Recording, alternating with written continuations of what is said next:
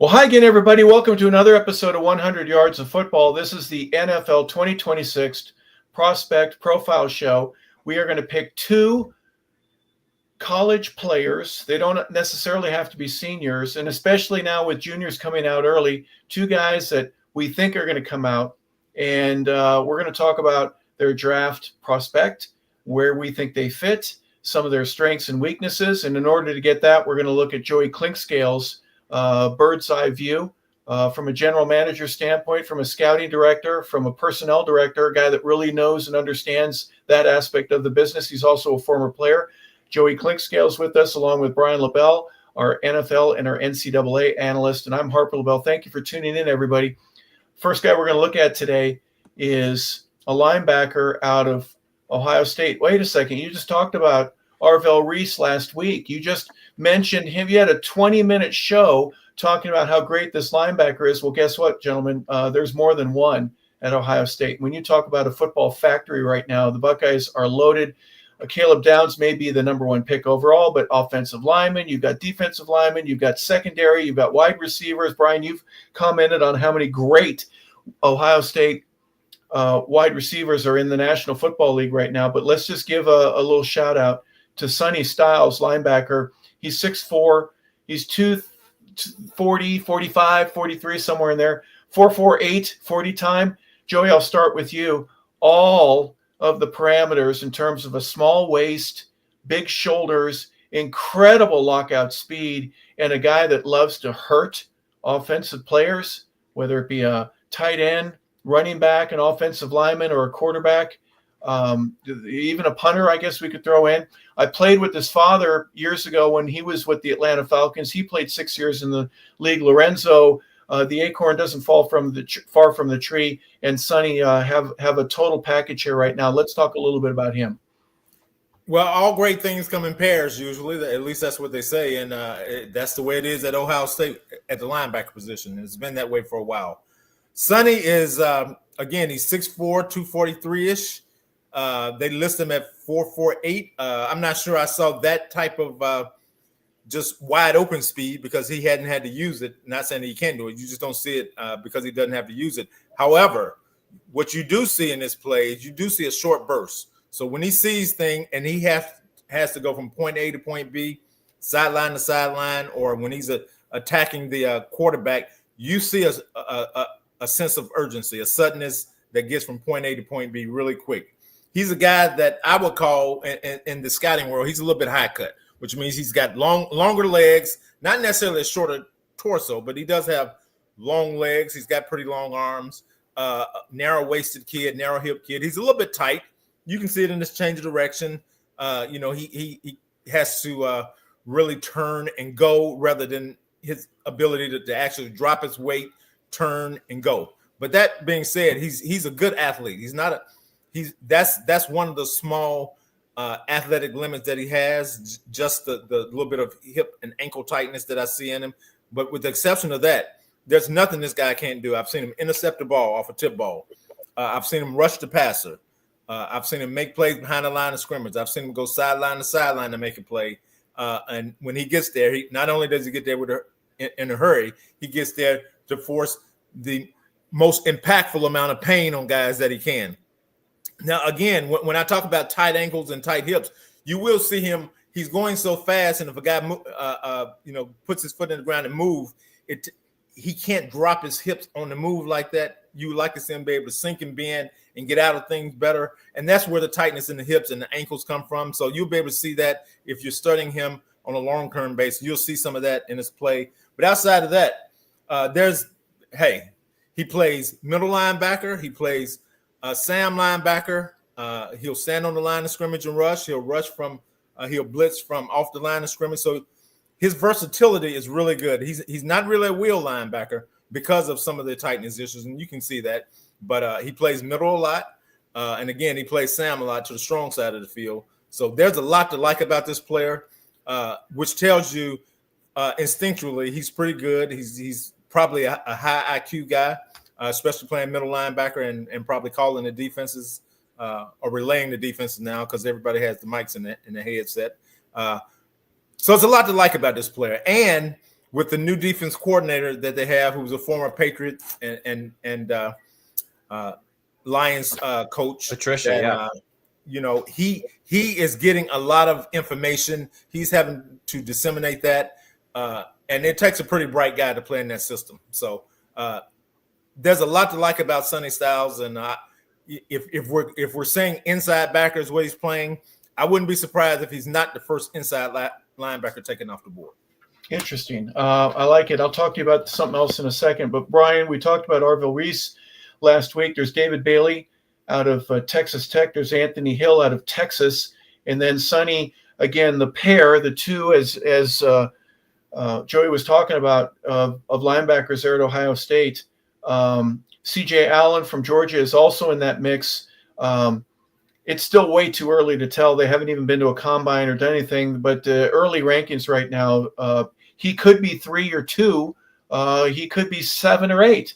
Where do you put him in terms of a slot, in terms of, 1, his importance for the Buckeyes and what he does, and 2, obviously, from an NFL talent perspective on who would want to pick him on draft day? Well, I think part of it is he's still kind of a raw prospect because he was playing safety up until 2024, up until last year. He was too good. He was backing up at safety, but he was too good. They couldn't keep him off the field. He loved to stick his nose in and make tackles. Says, hey, you can play linebacker for us. You got the size, you got the quickness, and I don't know if there's a spot on the field other than corner that they haven't stuck him at yet, because he's all over the place, and he's deservedly so. He plays really, really well. And when you have a guy like Reese on the other side, or the dynamic duo that they have in the middle, you look at Ohio State's record, what they've been able to accomplish over the last 2 years. It makes a lot of sense. And Joey kind of hit the nail on the head with what he's able to do. It's interesting. I think we have, like, Jabril Peppers was a guy who played linebacker and safety, right? He's a guy that kind of had the best of both worlds. He's still playing. He's still, playing some good football. He went to Michigan, and he kind of reminds me a little bit of that in a sense that he can cover. A lot of people say he's a better cover linebacker than he is, a run stopper, scraping sideline to sideline. But I watched the Illinois tape from this year, and he looked spectacular going sideline to sideline. He was making tackles left and right. He made a goal line stand at the 1 yard line, kept the quarterback out of the end zone. I still don't know how he did it. I had to watch that play a couple times just to be able to torque his body and have the strength to be able to keep a guy running, another college athlete running full speed at you, to be able to flip him around and keep him out of the end zone and make a huge stop is, that stuff that doesn't go unnoticed, especially at the next level.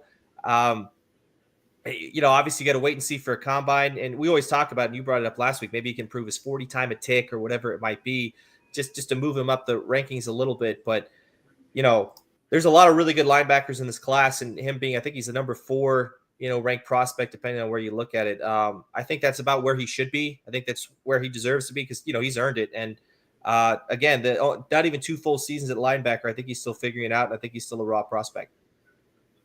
Joe, I want to go back to you. You said something a few moments ago about him being tight.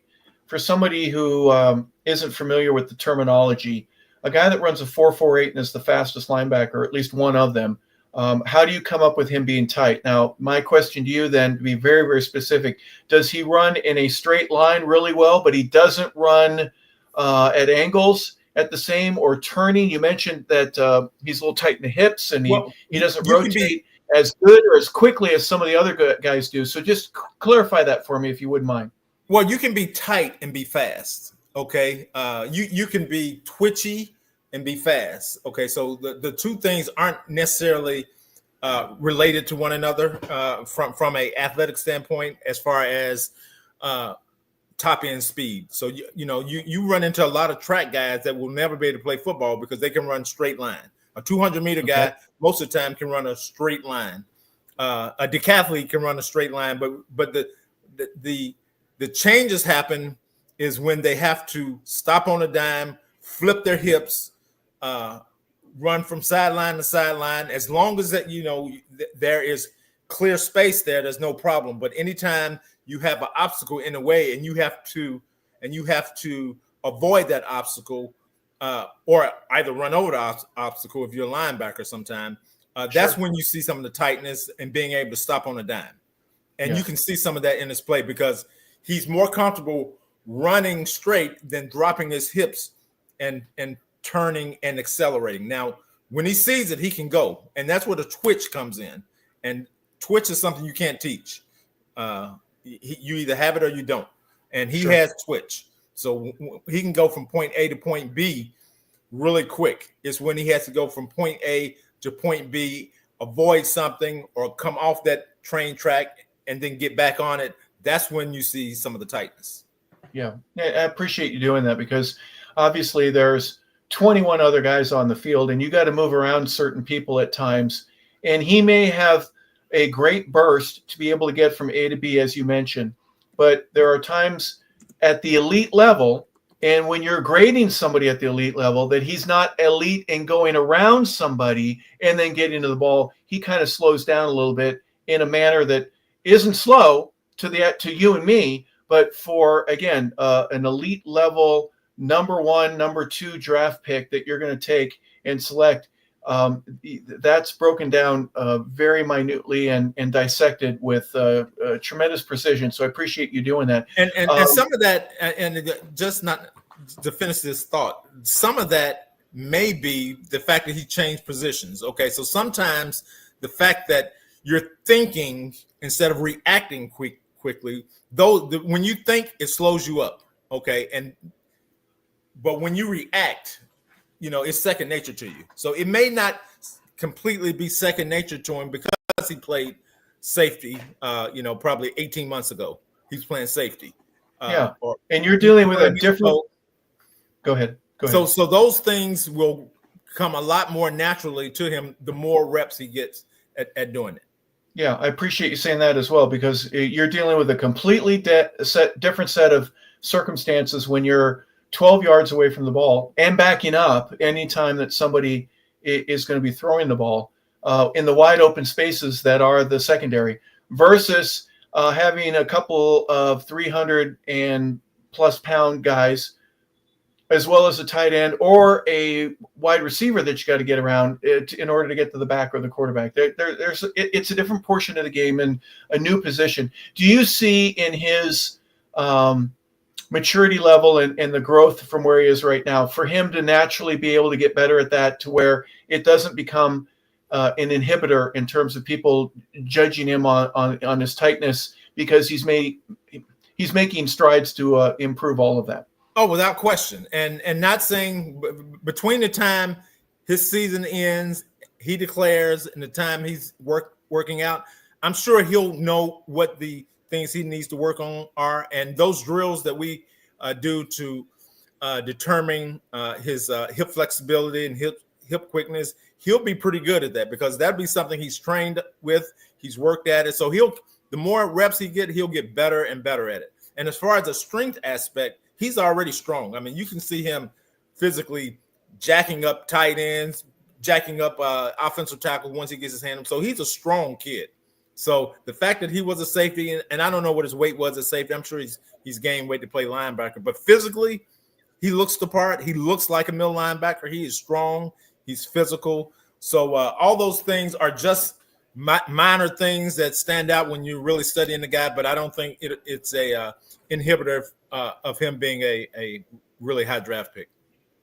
Yeah, well, Joey brings up a lot of great points, Brian, and one that we haven't really discussed, but he's got the fastest 40 time for the linebackers. He is above average, almost in the elite class in terms of his height. His weight is a little low for what the ideal would be, but if he added weight, maybe his 40 time wouldn't be so good. But here are some of the things that he reclassified, by the way. So he's a year older. He stayed back, so to speak, in elementary school and high school, which allowed one more year of maturity. And I think that's a great thing. It used to be a taboo, but if you need it and it helps you, why wouldn't you do it? But he's athletic. He's devastative. That's another word I hadn't heard. Devastative, not devastating. He has frightening speed, is the way one person put it. And as a pass rusher, he is very elusive. He's powerful, as Joey mentioned. There's a lot of things in terms of his versatility that he may not be an edge rusher, but my goodness, if he can play linebacker and cover a very fast linebacker or tight end, and you bring him on a third and whatever blitz, it's almost like you're getting a 12th guy on the field in terms of all the things that he can do to help you win. Yeah, he does a little bit of everything really, really well. Another added thing for him is, Joey talked about Matt Patricia being their DC. He's already running an NFL style defense, right? And he's excelling at it too. Some NFL coaches licking their chops saying, hey, if we can get this kid, I don't know where he'll go yet. Obviously, we can wait for the combine and a lot of other stuff to happen, but they're going to be excited to have a guy like him on the field. And the only thing he really hasn't done is in his Ohio State career, like other guys there, is beat Michigan. They'll get a chance to do that on Saturday, but not a lot in his game, again, especially because he's still got to refine some stuff. Maybe the only red flag you have on him is he did come back for senior year. He did reclassify, but I think it was worth it. I think he added some maturity, like you said. I think everything he's done is it's led to where he is right now, and it's all worked out really, really well for him. And I think he's got a really good chance. He's got the pedigree, like you mentioned as well. He's got a good chance to be a very good player at the next level. Yeah, I'm sure from time he was a small kid that he and his father, they have dinner together and they talk a little bit about this, that, Dad, what's it like here? What's it like doing this? Son, you got it. It's no problem. We're going to be just fine. And he will be on draft day. All things going well for him. He could be one of the top inside linebackers picked from that position. Another position we're going to look at is tight end and Kenyon Sadiq, 6'3", 245-pound Oregon tight end. 4.55. He leads in terms of his speed compared to all the other tight ends at this point. Very athletic. He's versatile. He's raw. He's acrobatic, competitive. He has a high IQ. He's a clutch receiver, all that kind of stuff. But at 6'3", 245, Joey, is that below the level that – is he too small to play at that position right now?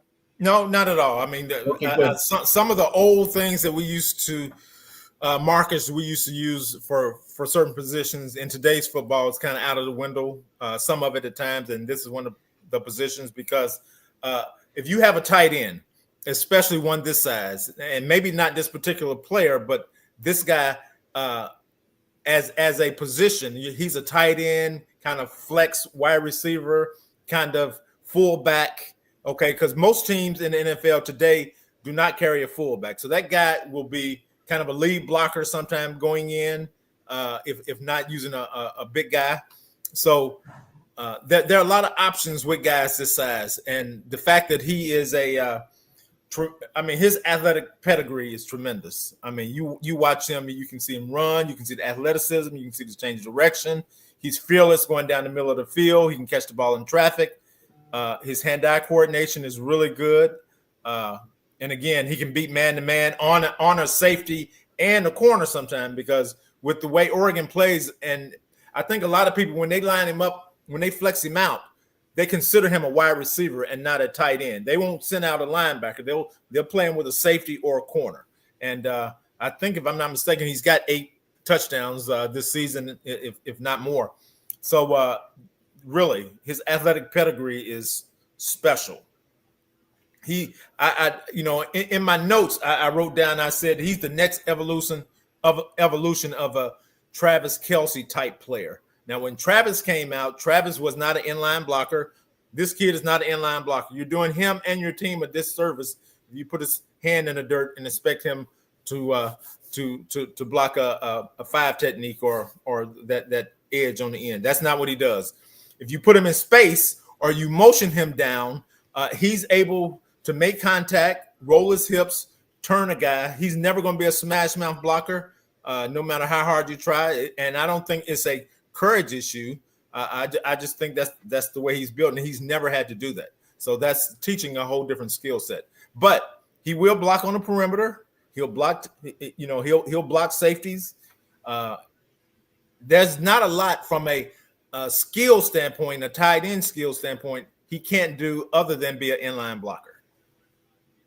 Brian, he reminds me through the description that Joey gave and what others see as a kind of a decathlete. He can do a little bit of everything so well. He can run a mile. He can run 100. He can pole vault. He can shot put. He can high jump. He just everything that you would want. He belongs on the field. And really, he's kind of a hybrid where because he can split out and run with the safety and beat him, they're going to let him do it. And it's basically taking his skill set and matching it to the offense as opposed to doing it the other way around. Say, here's our offense. You need to do what we ask you to do. Is that what you see in Kenyon as well? Yeah. When I turned on the tape, my comp was Kyle Pitts. His Florida tape was really, really good. I still think he's got a lot of talent, but Sadiq is a very interesting prospect because his run after the catch is spectacular. They throw a lot of those little bubble screens and that little short action to him and let him get out in space, and he's a lot quicker than most linebackers. And he's big enough to where a safety doesn't really want to see him full speed coming downhill at you, and they don't really want to have to put a hat on him. Joey mentioned his ability to block, at the next level, and I think some of that is his speed too, right? When there's a play and guys are running free and whatever you might have downfield, maybe a busted run play, whatever it is, he's quick enough to get downfield and be a lead blocker and maybe turn a medium play to a big play or even a touchdown. If you watch him play, he's got good hands. He's got great speed. His ability with the football in his hands reminds me of a wide receiver. He's very, very good at making something happen after he makes the catch, and he's got very good hands to boot. So, I'm very high on Sadiq. Obviously, the only knock is, maybe his size and, his blocking ability. But I think at this stage, it can only improve, right? And some coach is going to get with him. And at the next level, it's going to be obviously tougher. But I think they're going to fix that. If he's drafted into the right team, they'll scheme for him to be able to do specific things and to his specific talent. But like what Joey said, I think his ceiling absolutely at the next level could be a Travis Kelce type player, because if you watch the tape, he's got the skills to kind of back that up. You know what? In today's football, there are certain teams like Buffalo, like even Detroit to some extent, where their tight end is really their number one receiver, and everybody else are Green Bay. Green Bay, Yeah. So in those with an offense like this guy will be a perfect fit for a guy that's tight end centric in the passing game, because he'll open up everything else for the guys on the outside, because he can stretch the field vertically and he can catch the balls between the seams and traffic down the field, and he's got great run after the catch. Well, you kind of beat me to it. I was going to ask you a question, Joey, specifically, if this young man went to Ohio State or Michigan or some run first, run second organizational school, would he see the field as much? Or would they move him to a different position because of his speed? I'm curious, because if, Ohio State has the guy that's 6'6", he's 255. He can't run down the field at all comparatively, but boy, can he block. Would he make the field there? Again, hypothetical, versus going to Oregon where they go, what's your skill set, kid? Okay, our offense is so wide open that we'll find something for you to do as long as you keep catching the ball the way that you're doing. So give me your perspective on that in comparison to some of the other schools that are out there, how he's able to take advantage of it, where Oregon's offense is just a perfect fit for him right now.